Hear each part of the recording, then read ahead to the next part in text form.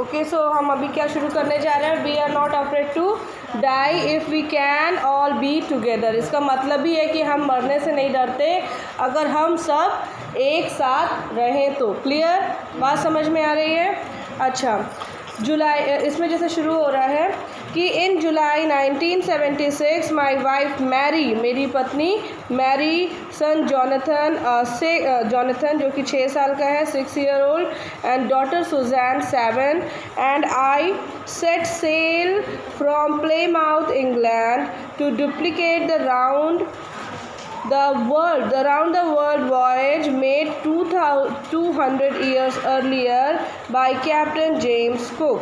इसको तोड़ तोड़ के समझते हैं। पहली लाइन जो है वो ये कह रही है कि वो अपनी फैमिली के बारे में बता रहा है, जिसमें उसकी वाइफ मैरी है, सन जॉनथन है और एक छोटी बेटी है उसकी, उसका नाम है सुजैन। ओके, तो ये सारे लोग निकलते हैं प्लेमाउथ इंग्लैंड से, ठीक है, और वॉयज पे जा रहे हैं। वॉयज मतलब होता है समुद्री यात्रा, ठीक है। तो समुद्री यात्रा पे ये लोग निकले हुए हैं। 200 साल पहले ये एक और ऐसी ही यात्रा की गई थी। किसने किया था? जेम्स कुक ने, ठीक है ना, जेम्स कुक ने किया था। तो ये कह रहे हैं डुप्लीकेट करने जा रहे हैं हम, फिर से उसी चीज़ को दोहराने जा रहे हैं। करेक्ट, एकदम, हाँ, दोहराने जा रहे हैं और हम भी वैसे ही करने की कोशिश करेंगे।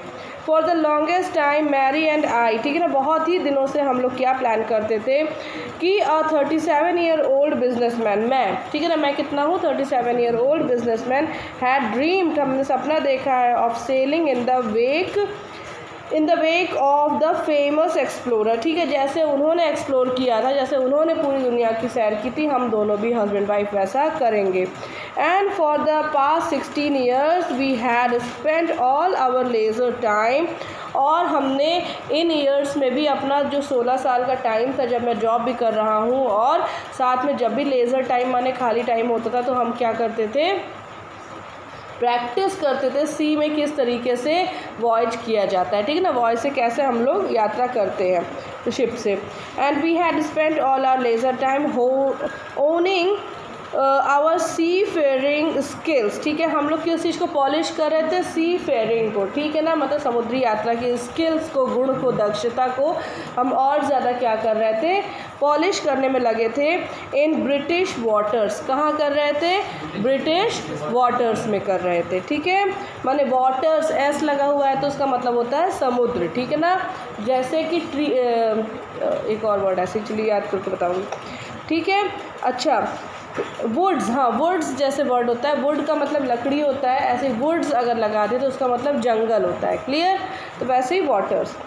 आवर बोट, जिसका नाम क्या है? वेव वॉकर, क्या नाम है? वेव वॉकर, वेव्स के ऊपर वॉक करने वाला।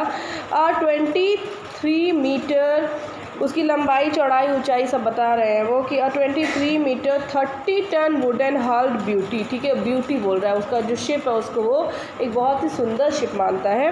हैड बीन प्रोफेशनली बिल्ट, ठीक है ना, वो कैसी बनी है? एकदम प्रोफेशनली डिज़ाइन हुई है, वो डिज़ाइंड है समुद्र की पूरी यात्रा करने के लायक में, ठीक है।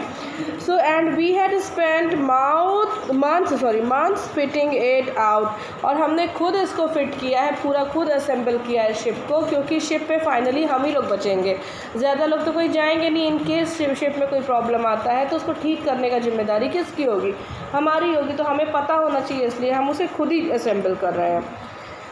Fitting it out and testing it, और उसको लगातार टेस्ट करते रहते हैं सी में ले जा करके। इन द रफेस्ट वेदर, जो सबसे ख़राब वेदर जब भी आता है तो हम अपना शिप ले करके उतर जाते हैं समुद्र में, ताकि हम उसको ठीक से क्या कर सकें?